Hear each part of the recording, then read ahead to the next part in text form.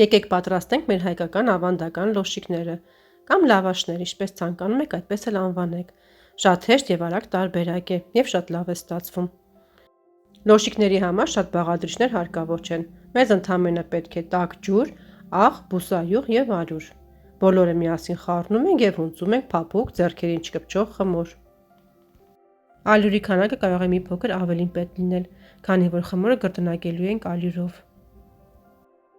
Բաղադրիչների հստակ քանակը գրված կլինի էկրանի վրա, ինչպես նաև նկարագրության բաժնում։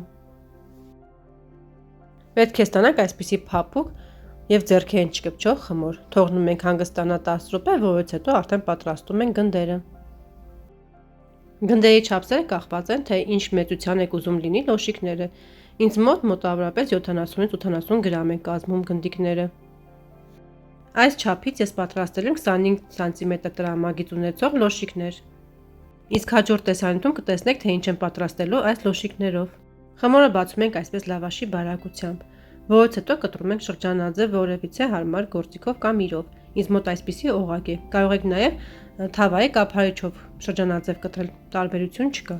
Հեռացնում ենք կողքի մասերը, որից հետո կարող ենք թխել։ Իսկ ավելորդ մասերը դեն չենք նետում, նորից գնդում ենք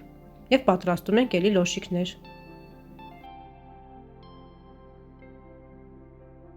Կարող եք նաև խմորը մի փոքր ավելի քիչ վերցնել, մոտավորապես 60 գրամ, եւ բացել միանգամից շրջանաձև։ Այսպես ինչպես ես եմ անում։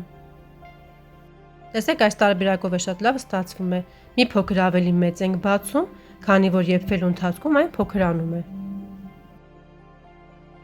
Տապակը դնում ենք գազօջախին եւ թողնում ենք լավ տաքանա։ 4 տապակի մեջ թխում ենք լոշիկները։ Ամեն կողմից մոտավորապես 1 րոպե։ Տեսեք, թե ինչքան լավ է բարձրանում եւ ինչքան հաջողված խմոր է ստացվել։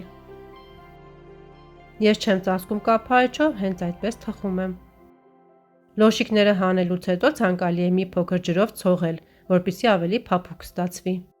Ահա եւ մեր լոշիկները պատրաստ են, տեսեք, թե ինչքան համաչափ ու գեղեցիկ են ստացվել։ Դե ինչ, մնացեք ինձ հետ եւ սպասեք հաջորդ տեսանյութին, քանի որ այն շատ համեղ է լինելու։